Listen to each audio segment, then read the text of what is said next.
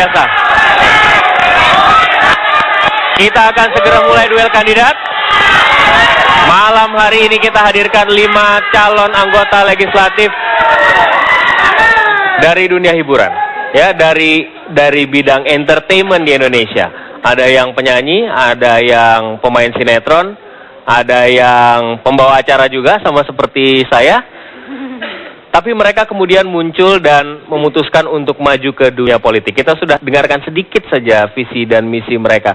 Pertanyaannya kemudian, Bapak-bapak dan Ibu, apa yang membedakan Anda satu dengan yang lain? Yang kami lihat sebagai pemilih, kalian adalah wajah-wajah terkenal, selebriti yang sering mengisi layar kaca, and that's it, itu saja. Apa yang kemudian bisa ditawarkan oleh caleg-caleg artis ini? Siapa yang mau mulai dulu? Oke.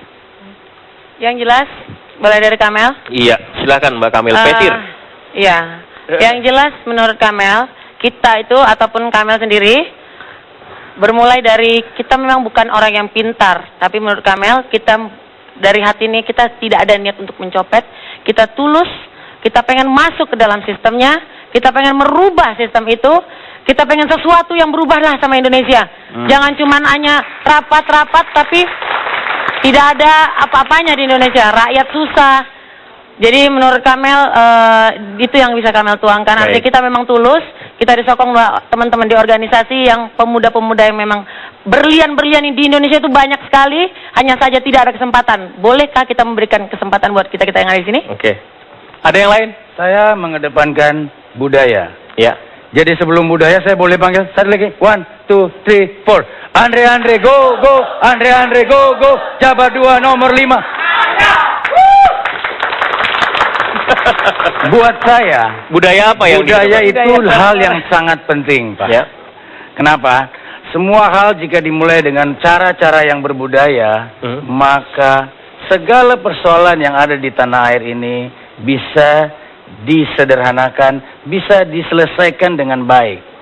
Yang bermasalah di kita adalah kita melepas budaya itu dan memberikan budaya kita kepada orang lain yang mengaturnya.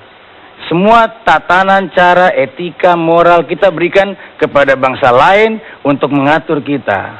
Padahal kita punya tata cara sendiri dari zaman-zaman bangsa kita yang Majapahit, semua itu kebesaran-kebesaran kita. Nah, saya berpikir saya lebih mengedepankan cara-cara yang lebih berbudaya. Oke. Saya dengar tadi Meli mengajukan wacana soal memajukan kembali pertanian di Indonesia. Faktanya hal itu tidak terjadi. Setelah era reformasi kita kemudian bergerak menuju industrialisasi yang luar biasa. Sawah menjadi pemukiman, sawah jadi pabrik dan lain sebagainya. Apa yang bisa dilakukan oleh seorang Meli untuk mengubah itu semua? Memang sebenarnya kita sudah tahu itu terjadi pada saat reformasi. Memang dunia pertanian tidak dianakmaskan lagi di Indonesia ini. Padahal sebenarnya dunia pertanian itulah adalah aset bangsa. Itu menjadi pandangan internasional yang mereka sudah tahu ya kalau kita ini ada negara agraris yang terbesar dan punya sumber daya alam luar biasa. Nah, saya hadir di sini sejak saya 2001 hadir di dunia pertanian organik. Saya bendera organik, tapi secara pertanian ternyata mereka tidak mendapatkan hak mereka sebagai petani. Dalam arti gini, mereka ingin sekali bertani secara organik tapi tidak perhatian pernah akan go organik tapi itu hanya wacana saja. Nah, akhirnya dengan saya berkenal dengan pertanian organik, ada pertanian konvensional. Di situ banyak sekali terjadi seperti tengkulak-tengkulak yang beraksi. Ternyata pas kita lihat informasinya adalah ternyata waktu kita mengalami krisis moneter 1997 ada kebijakan IMF yang akhirnya membuat semraut dari dunia pertanian ini karena tidak ada standarisasi harga. Apa sih yang Anda lakukan kalau hari pertama Anda duduk sebagai anggota DPR, katakanlah di komisi yang mengurusi bagian pertanian, apa yang akan Anda buat? Oke, pertama kali ya, ini permintaan dari para petani deh, hari hati petani. Mereka ingin standarisasi harga kembali lagi. Kalau bisa diingat, waktu tahun 80-an, kita bisa dengar harga cabai keriting, kalau DP itu nggak ada lagi. Jadi tengkulak bisa berakhir di situ. Kedua, subsidi pupuk. Padahal pupuk sudah ada kan, di Undang-Undang Pertanian tentang harga eceran tertinggi untuk pupuk. Ternyata itu di beberapa petani tidak mengetahui berapa harga, misalnya contohnya pupuk organik 500 perak per kilo, itu mereka tidak terdengar. Koperasi unit desa harusnya dibangkitkan lagi. Pertanian organik mereka minta Mbak Meli selama ini pertanian organik bangkitkan lagi. Seperti itu yang terjadi dan juga ya keluhan seperti itu sebenarnya harus kita bangkitkan lagi lah. Jadi, baik. Ya. Jadi kalau menurut saya dari apa yang tadi Teh Meli jelaskan bahwa pentingnya sebuah implementasi daripada sebuah regulasi. Artinya mungkin kekurangan yang terjadi selama ini adalah sebuah implementasi bahwa undang-undang itu dijalankan dengan baik dan benar. Dan juga tadi saya setuju dengan Mas Andre bahwa dengan kebudayaan itu bisa menjadi atau mempersatukan peradaban di Indonesia. Bahkan sebuah organisasi di internasional pun sekarang mereka baru saja mendeklarasikan Bali. Untuk kebudayaan itu menjadi pemersatu umat di seluruh dunia, bukan cuma umat di seluruh Indonesia. Jadi jadi karena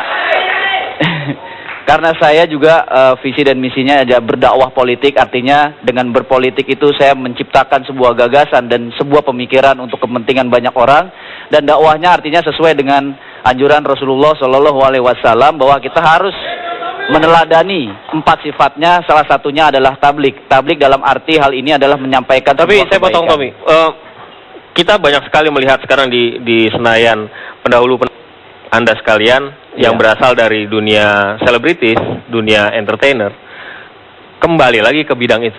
Setiap hari tampil sinetronnya stripping, kemudian alih-alih ngurusin undang-undang, kita lihat dia tampil melawak di televisi.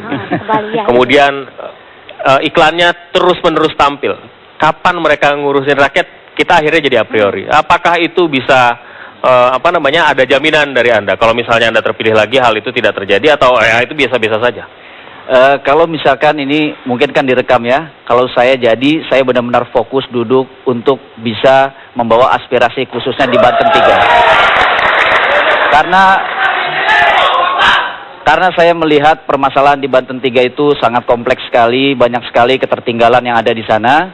Jadi kalau saya tidak fokus, daerah yang begitu luas tidak akan bisa saya tampung semua aspirasinya dan nanti dibawa ke DPR untuk disampaikan dan artinya untuk menyampaikan sebuah kebijakan atau sebuah legislasi. Charles?